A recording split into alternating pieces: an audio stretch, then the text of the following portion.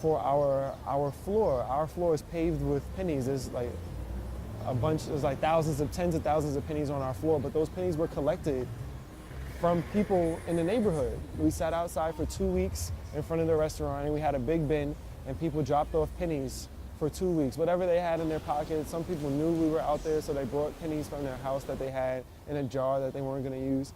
And we paved our floor with tens of thousands of pennies of people from the neighborhood.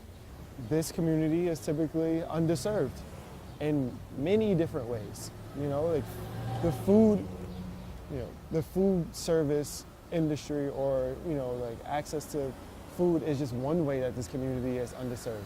And at some point, the people of the community need to take matters into their own hands. Seasoned Vegan actually is, the title was created by my dad, which is pretty appropriate because he really is a trailblazer for like veganism. And then subsequently, years later, he ended up coming up with the name. And I think it was pretty perfect for what it is that we are offering. Well, we really want to, from the inception, we wanted to be like the beacon of healthy living for Harlem, right? So of course we offer like organic vegan food to satisfy people's like nutritional needs, but also just like just a different vibration, like one that's just high vibes, sharing love, enjoys culture, art, and just trying to raise the vibration in general and be a place where people know that they can come and access that. Well, I mean, we're from Harlem, so it's only right for Harlem residents to open a business in Harlem. That's how you maintain your neighborhood. That's how you maintain circulation of currency within your neighborhood, because it stays where it is. It was tough when we first opened because we really didn't know how to run a restaurant. We knew how to like make good vegan food really in small amounts also. It wasn't even like we knew how to make a lot of food in bulk. We didn't know about employing people and,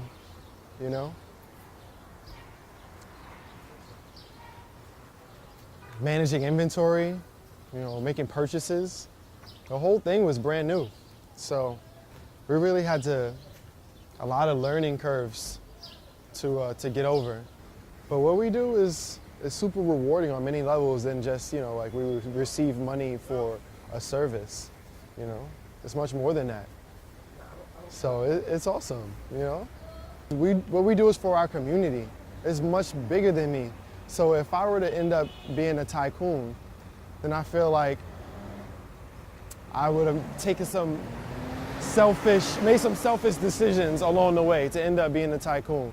I would much rather have like a family dynasty or have like a neighborhood legacy, like much bigger than self. Tycoon seems too much about amount being. Well, it's just about access and affordability, Those are really the two things that we have to combat in our community if we want to take control over our eating habits, if we want to not watch our family members pass away from heart disease and high blood pressure and all these things that we can fix with diet.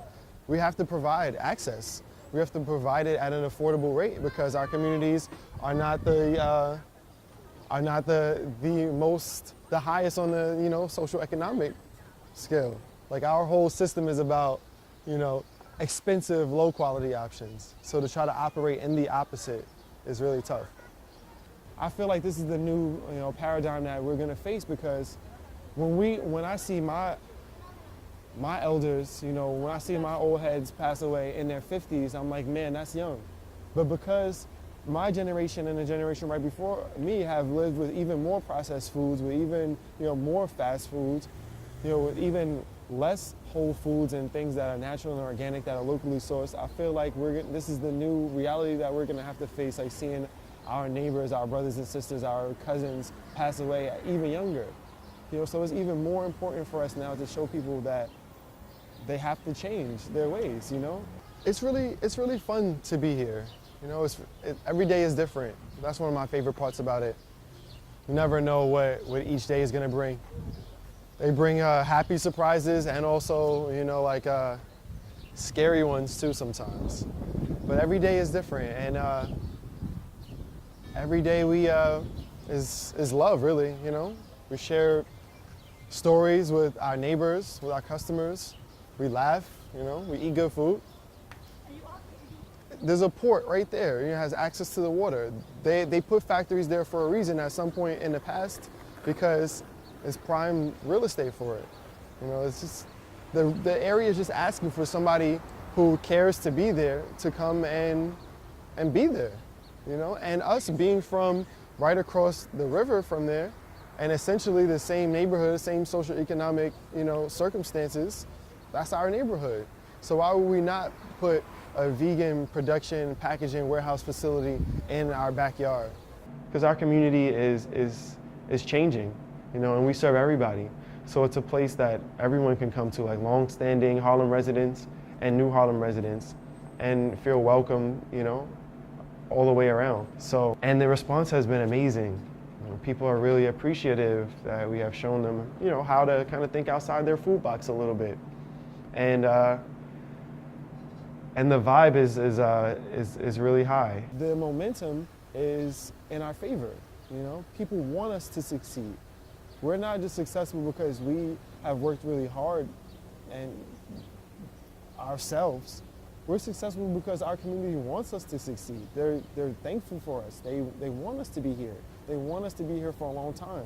They appreciate us providing them access and showing them different ways that you can use, you know, burdock root, or like, you know, different ways to season broccoli, or like how you can have, you know, cassava that tastes like cheese. They want us to inform them so that they can live socially, but in terms of our health, you know, everything, every aspect of our lives, we need to really take close looks at and do what it is that we can, what we have the power, you know, to do ourselves, and really just keep stepping forward with that in mind.